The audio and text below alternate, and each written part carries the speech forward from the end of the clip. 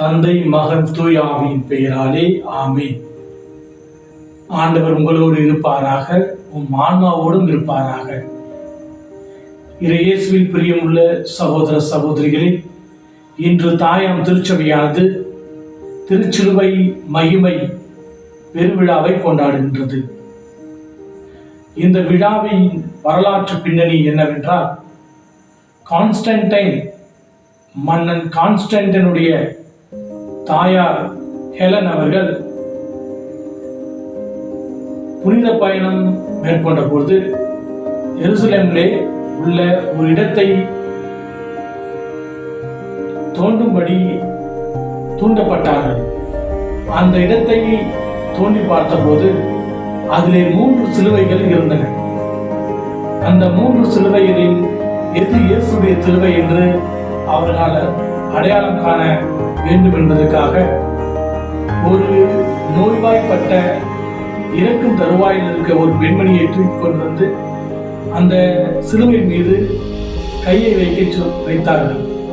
அது 2 சிலுவை வைத்த போது அந்த 2 சிலுவையிலும் அவருக்கு எந்த பலனும் இல்லை.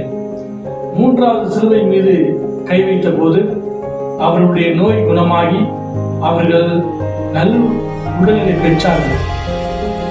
அதிலிருந்து இது இயேசுவின் சிலுவை என்று அதை எடுத்துக்கொண்டு வந்தார்கள். அதன் பின்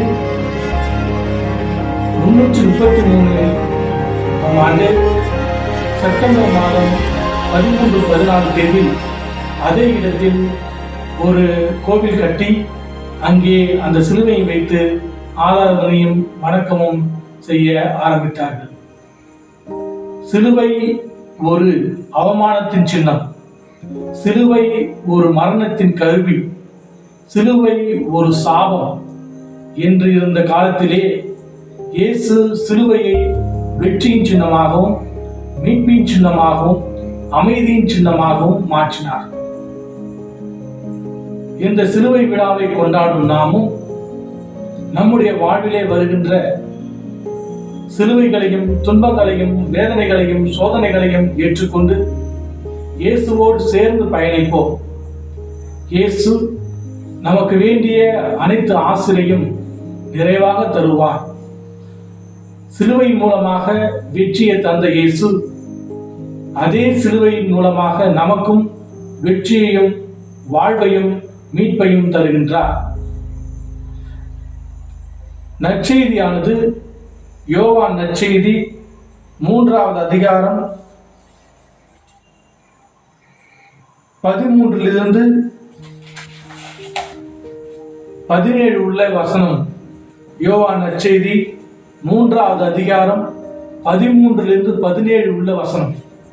இவ்வசனத்தில் இந்த நற்செய்தியில் இயேசுவின் அன்பும் இரக்கமும் கருணையும் நமக்கு வெளிப்படுகின்றது. இவரே விண்ணிலிருந்து இறங்கி வந்த மைந்தன் என்ற ஒரு உன்னதமான கருத்தினையும் சிலுவையின் வழியாக நமக்கு மீட்பை அளித்தார் என்ற கருத்தினையும் நமக்கு தெள்ள தெளிவாக காட்டுகின்றது.